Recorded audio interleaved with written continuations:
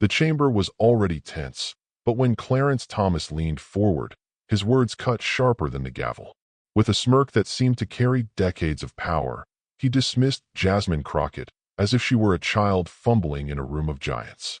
His voice, slow and measured, carried just enough bite to sting, a mocking reference to her inexperience, a sly jab at her lack of legal weight. It wasn't just an insult. It was a reminder of who he believed owned the room. The reaction was instant. Some chuckled under their breath. Others shifted uncomfortably, but soon the sound collapsed into silence. Crockett didn't flinch, didn't look away. She stared directly at him, her expression unreadable, her hands steady. Around her, the chamber froze. Even those used to the usual verbal barbs knew this was something different. This wasn't a debate over legal theory. It was a dismissal of her very right to be taken seriously. The silence grew heavy, almost unbearable. Each second stretched long enough for everyone to feel the weight of history pressing in. Cameras zoomed closer, waiting to catch the flicker of doubt or the tremor of hesitation. None came. Crockett sat still, her calm almost unnerving, as if she had been waiting for this very moment. Narration cut through the hush like a voice from outside the chamber. In that instant, America held its breath, because what happened next would turn a mockery into a reckoning. Thomas leaned back, confident in the sting he'd delivered, certain the smirk would linger as the last word. But something in the air had shifted. Viewers at home felt it. Those in the room sensed it. Crockett's silence wasn't weakness. It was the deep inhale before the storm. Her eyes narrowed ever so slightly, her lips parting as if to measure every syllable. The smirk on Thomas's face remained, but for how long? The moment had tilted. The chamber, once belonging to the judge, and when she finally spoke, the chamber itself froze. To understand why that silence mattered, you have to understand Clarence Thomas himself. For decades he has sat on the nation's highest court like a shadow, rarely speaking, almost never breaking the stillness. But when he does, when that silence finally gives way, his words land with the weight of stone. Those who know his reputation call it deliberate. The long quiet broken only when the strike can cut deepest. That's what made this moment sting. It wasn't casual banter. It was calculated condescension from a man whose rare words echo far beyond the chamber. Thomas represents not only seniority but also permanence, a fixture of power that seems immovable.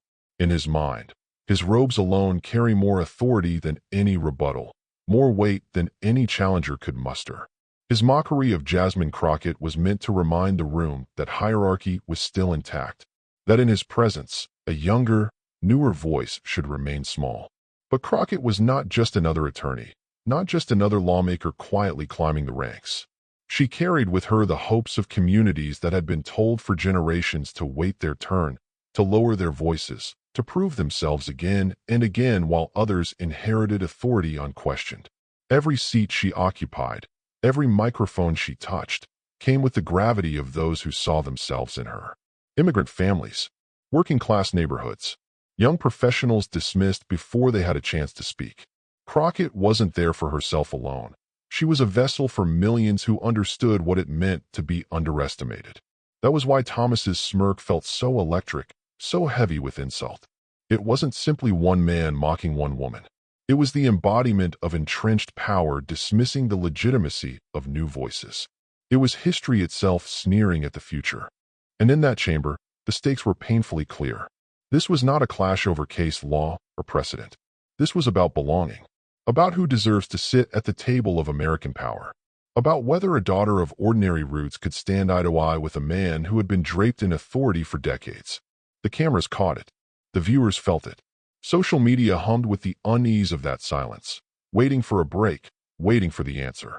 In the collective pause, Crockett became more than a representative. She became a mirror. Every person who had ever been mocked, underestimated, or told they weren't enough leaned forward, hoping, willing her to answer.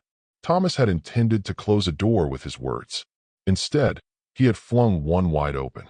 Because everyone watching knew that Crockett's response would not be just hers, it would be theirs. But the more Thomas mocked, the stronger the silence around Crockett became, waiting. Clarence Thomas has always been a figure defined as much by his silence as by his words.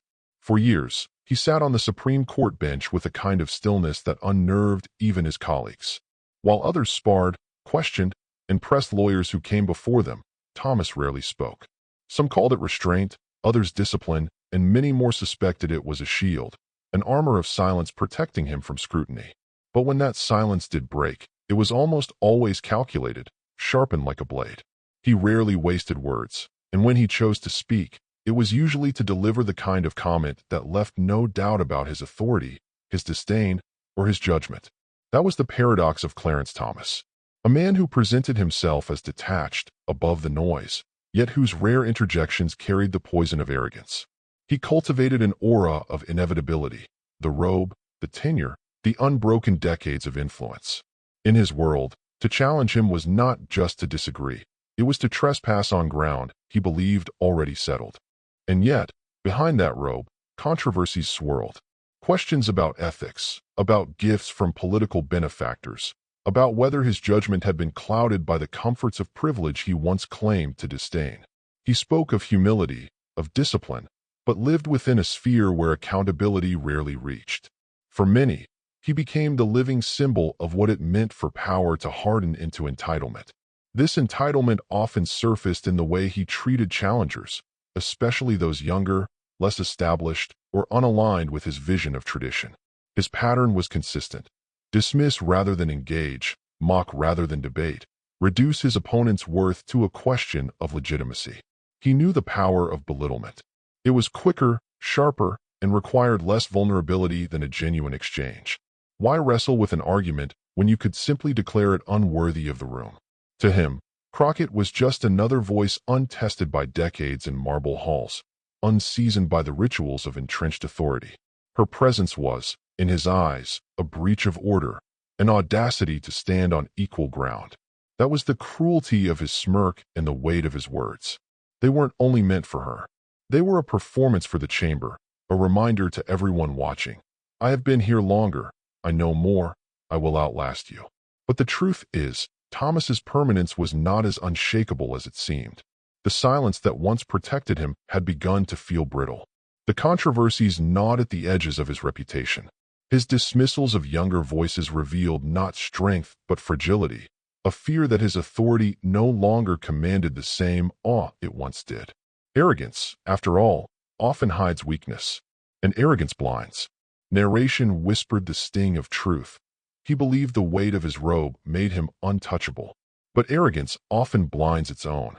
And so, as Thomas smirked and dismissed Jasmine Crockett, he did what he had always done. He underestimated.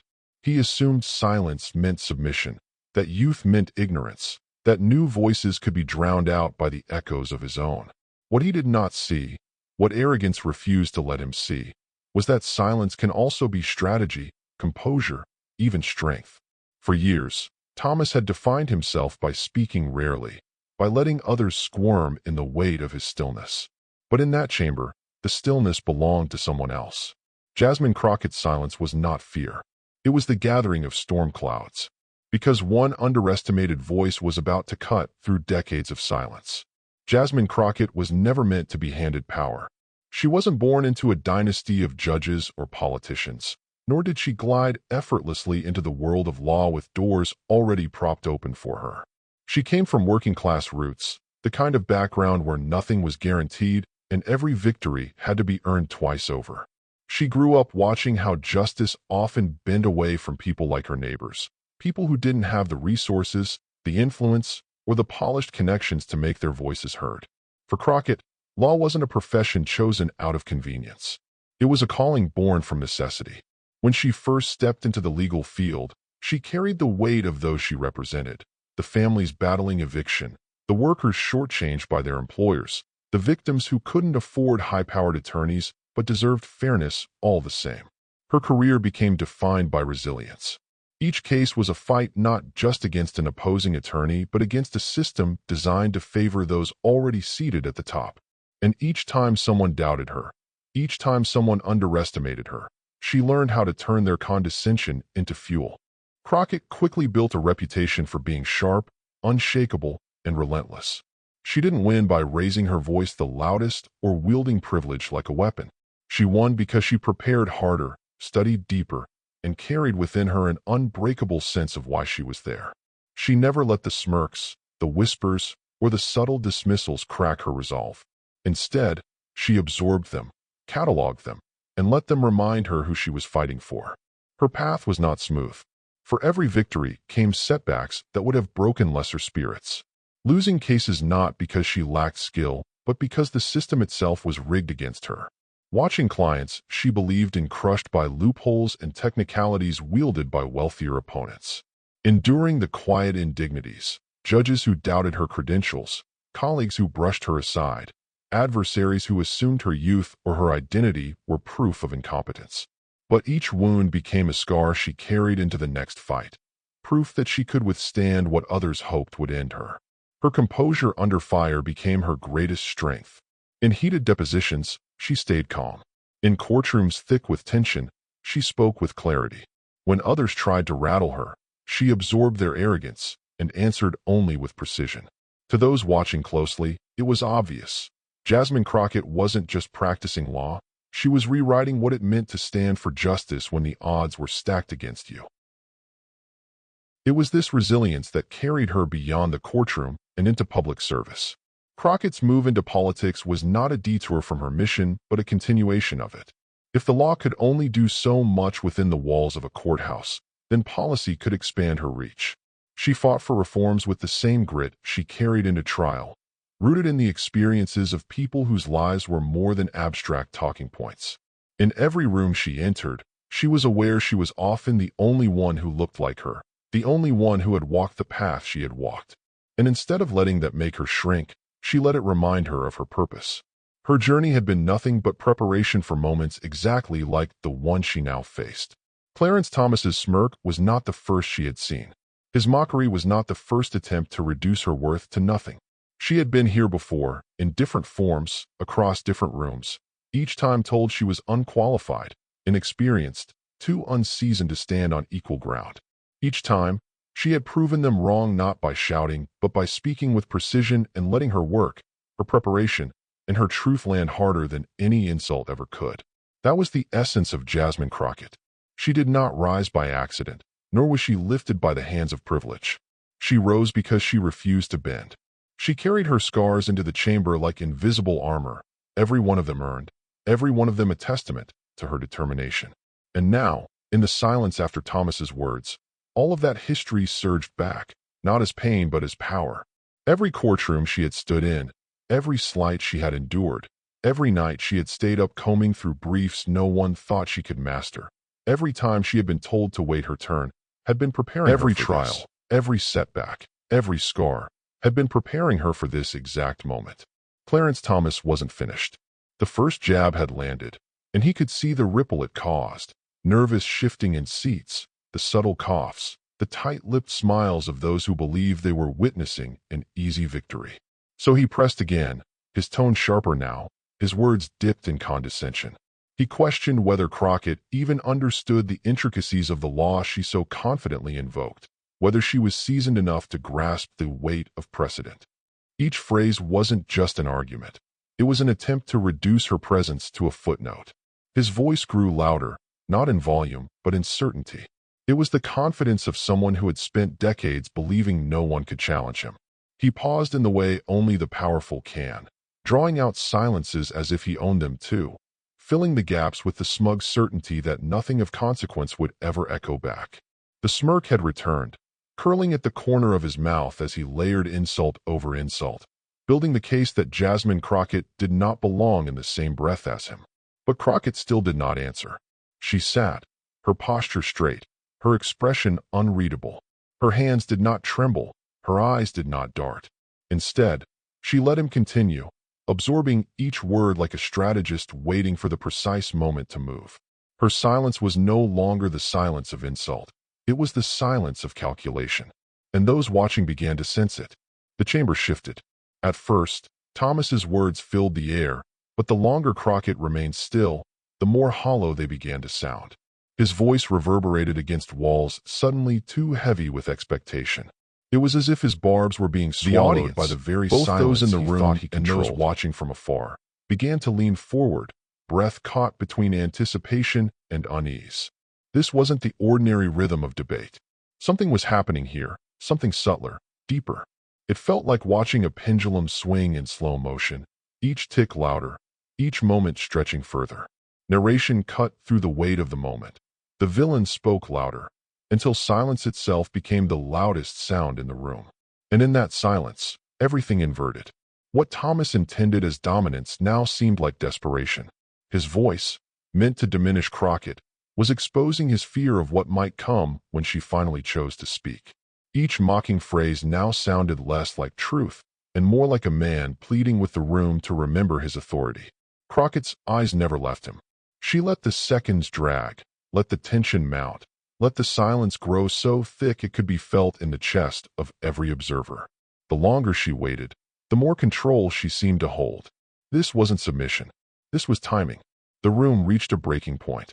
You could feel it in the way shoulders stiffened, in the way reporters' pens hovered above their notepads, in the way even Thomas's words began to falter slightly at the edges. Everyone was waiting, waiting for the inevitable turn, waiting for the silence to crack. And then Crockett began.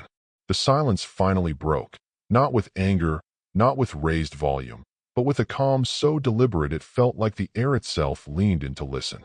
Jasmine Crockett's voice carried no tremor, no trace of the sting Thomas had tried to leave on her. Instead, it was measured, grounded, steady.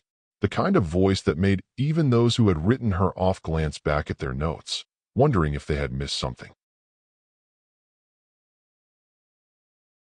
Justice Thomas, she began, her words clipped but respectful. I have been underestimated for as long as I can remember. It is not new, but underestimation has never been the same thing as truth. The smirk on Thomas's face flickered, almost imperceptibly, but enough for those watching closely to notice. Crockett had not flinched. She had not taken the bait. She had done the opposite. She had stripped his mockery of its power by naming it for what it was. She leaned forward just slightly, her eyes locked on him, her tone still calm. You suggest I lack weight. Yet the weight I carry is not measured by the length of my tenure, nor by the robes I wear. It is measured by the lives I've stood for, the people who had no voice until I spoke for them. That is the legal weight I carry into every room, including this one. A ripple moved through the chamber. Some shifted uncomfortably, others stiffened. For the first time, Thomas didn't look entirely in control. Point by point, she began dismantling him. He had mocked her supposed inexperience. She countered with a precise recounting of her cases, hard-fought trials on behalf of clients no one else would touch, the ones without wealth or political capital, the ones who had been written off much like Thomas had tried to write her off. He had implied she lacked gravitas. She countered by reminding the chamber that gravitas is not inherited with a title but earned in the trenches, earned when you stand up for the powerless against institutions that assume they cannot be challenged. Gravitas, she said, is built on responsibility, not reputation. He had tried to reduce her to an afterthought. She transformed his attempt into a spotlight, making clear that every word of dismissal was not about her alone, but about everyone who had ever been told they didn't belong. Every insult you aim at me, she said softly, lands on the shoulders of those who sent me here. I answer those who have been mocked in the same way, but for them. Her words landed like blows, quiet, deliberate blows that left marks no one could erase. Each phrase carried the rhythm of a verdict, the kind that resounded deeper with every pause. The silence between her sentences became its own kind of weapon, the crowd holding its breath, the cameras catching every flicker of Thomas's face as the composure he prized began to erode. Narration seemed to fold itself into the scene. She spoke like a prosecutor dismantling a defense, each statement another crack in the wall of arrogance he had built. The audience reaction was almost cinematic. Gasps at certain phrases, heads nodding subtly, the flicker of smartphones rising to capture what they knew was history in the making. Even those who had smirked along with Thomas minutes earlier now found themselves uneasy, caught between loyalty to power and awe at the clarity before them. Thomas tried to interrupt, but Crockett didn't raise her voice. She didn't need to. She simply paused, waited for his words to collapse under their own weight, and then continued. That was the difference. He thundered. She endured. He mocked. She answered. He wielded authority. She wielded truth. Slowly, the tide shifted. What had begun as a spectacle of arrogance turned into a masterclass in composure. Crockett wasn't merely responding. She was redefining the terms of the debate itself. She wasn't just proving she belonged in the room. She was proving the room itself had been waiting for a voice like hers. Her final words came with a quiet finality that carried more force than any raised voice could. Respect is not granted by tenure. It is granted by integrity. And if my skills, my weight, and my worth are questioned here, I welcome that scrutiny, because my record speaks louder than your mockery ever will. And then she stopped. The chamber did not erupt. It froze, because nothing more needed to be said.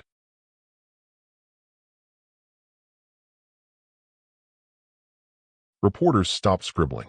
Members of the chamber looked at one another, unsure whether to applaud or remain still. Even Thomas, usually shielded by the armor of silence, had nothing to add. His smirk was gone, replaced with a stillness that betrayed what he could never admit aloud. He had been silenced not by volume, but by precision. And yet, though the chamber sat frozen, the story was not finished. Because what happens in a room of marble and robes is one thing, but what happens when that moment escapes into the world is something else entirely. But the true explosion came outside the chamber. The silence inside the chamber lasted seconds. But outside, the reaction was immediate and unstoppable. The clip hit social media before Crockett had even stepped out of the room. Within minutes, hashtags like hashtag Crockett silences Thomas and hashtag dignity over mockery were trending across platforms. Twitter feeds lit up with disbelief and exhilaration. "Did that just happen?" wrote one user, attaching the 30-second video of her final words. The clip spread like wildfire, looped, shared, remixed, analyzed frame by frame. Cable news anchors, usually careful to tiptoe around the power of the court, couldn't ignore what they'd just seen. By prime time, networks replayed the moment on split screens, the smirk on Thomas's face dissolving in slow motion against Crockett's steady composure. Headlines blazed across cheer-ins. Crockett turns the tables. Silence meets its match. Fresh voice schools the bench. The commentariat, those who had doubted her weight, her presence, her worth, scrambled to reframe the narrative. Some pundits, visibly stunned, admitted, "I've covered the court for 20 years, and I've never seen real power anyone didn't come from Justice Thomas like that." It came from ordinary Americans. This wasn't just a mom in Detroit posted a shaky video recorded from her couch. "I've worked 2 jobs my whole life, and every boss I've had has talked down to me like I didn't matter." Tonight, Jasmine Crockett spoke for all of us. A young immigrant student in California shared the clip with a caption, "This is what belonging looks like." A retired veteran wrote simply, "Respect isn't given. She earned it." Each post became a spark, until the country felt like it was burning with the fire of collective validation. People weren't just watching a courtroom clash, they were seeing themselves. The underestimated, the dismissed, the voices told to wait their turn. On TikTok, creators stitched the clip into motivational montages, setting Crockett's calm delivery against swelling music and flashing text. "This is what dignity looks like." On Instagram, artists painted digital portraits of her at the microphone, eyes steady, posture unbroken, immortalizing the moment in color and light. Even on platforms known more for humor than politics, memes flourished. Thomas labeled old power, Crockett labeled the future. By nightfall, major newspapers had moved beyond headlines to essays. Op-eds compared the moment to historic flashpoints where one voice had pierced through the armor of entrenched authority. Commentators asked whether this was the first time in decades that someone had so publicly unmasked the frailty of Thomas's veneer of untouchable silence. The cultural reverberations were impossible to ignore. What had started as one exchange became a symbol. Crockett wasn't just defending herself. She had become the stand-in for millions who had been mocked, dismissed, or silenced. In coffee shops, on college campuses, at dinner tables, people repeated her words. Gravitas is built on responsibility, not reputation. That line, in particular, echoed like a rallying cry. Even her critics, those quick to downplay her, struggled to dismiss the moment. Some tried, of course. "It was a soundbite, not substance," scoffed one commentator. But the rebuttals fell flat against the viral replay of Thomas's expression. A man so used to silence, now silenced himself. The image said more than any dismissive op-ed ever could. And so momentum grew. What Crockett had done in a single chamber radiated outward until it became a cultural flashpoint. This wasn't just about Clarence Thomas anymore. It wasn't even just about Crockett. It was about the nation asking itself a question. Who gets to belong in America's highest rooms? And who decides when that belonging has been earned? The celebrations swelled, the hashtags climbed, and the praise rolled in. But beneath the noise, beneath the laughter, the applause, and the viral cheers, something deeper stirred. Because a moment this sharp, this clear, was never just about applause. And in the noise of celebration, a deeper lesson began to emerge. The celebration was loud, the headlines breathless, but Crockett knew this moment could not end with applause. She stood before cameras not as a victor boasting in triumph, but as a woman who understood the weight of what had just unfolded. The insult Thomas hurled at her was never only about her. It was about a culture of dismissal, about the arrogance of power that believes age, title, and robe are substitutes for truth. And so, Crockett began to reframe. She spoke not of herself, but of the principle at stake. Dignity, she reminded America, isn't given by institutions. It is carried by people. That line landed with force because everyone listening had felt, at some point, the sting of being told they were too new, too untested, too unworthy. Thomas had mocked her lack of weight, but Crockett turned the insult inside out. Weight does not come from years spent sitting in silence. Weight comes from standing when it costs something. From showing courage when silence would be easier. It was more than a rebuttal. It was a moral compass. She painted the conflict in stark relief. Dignity versus arrogance. Justice versus entrenched power. The audience didn't see a freshman lawmaker and a Supreme Court justice anymore. They saw a contest between what America pretends to be and what America can become. Titles, Crockett said, do not make us American. Courage does. And in that instant, the insult dissolved into something larger. She was no longer defending her place in the room. She was defending the right of every underestimated voice, immigrant, worker, student, mother, veteran, to stand in any room and speak with authority. The emotional crescendo swelled as people realized what had truly happened. Crockett didn't just silence Thomas. She defended everyone who had ever been told they didn't belong. The teacher mocked for their accent, the worker dismissed for lacking a degree, the young leader told to wait their turn. All of them found reflection in her resolve. And this is where the story transcended politics. Because it was never just about a clash of personalities. It was about the timeless truth that arrogance blinds, while dignity clarifies. Entrenched power may wield its robes, its gavels, its titles, but justice wears no uniform. It appears wherever someone refuses to bow. History, Crockett reminded her audience, doesn't only remember the loudest voices. It remembers the moments when silence was broken by someone who refused to be diminished. That was the heart of this confrontation, not Thomas's smirk, not his mockery, but the decision of one underestimated woman to respond with dignity instead of fear. And so the moral was clear. America cannot belong only to those who have already claimed their thrones. It belongs to those willing to rise, even when mocked, even when dismissed, even when told they do not belong. That is not just political theater. That is democracy in motion. As the cameras rolled, as Americans replayed her words in their minds, the final reflection settled like a stone in still water, rippling outward into the nation's conscience. History will not remember the smirk. It will not remember the insult. It will remember the moment dignity refused to bow. Thomas mocked her skills, but Crockett's words shut him down. That's the story America witnessed. A smirk that once carried the weight of arrogance was erased by the steady fire of dignity. In that chamber, the balance shifted. Not through shouting, not through spectacle, but through calm truth that cut deeper than mockery ever could. Because in the end, arrogance always believes it cannot be touched. Yet dignity, spoken with conviction, has a way of echoing louder than the sharpest insult.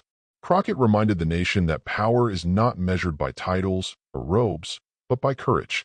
And in that moment, her courage silenced the arrogance that tried to diminish her. This wasn't just her victory.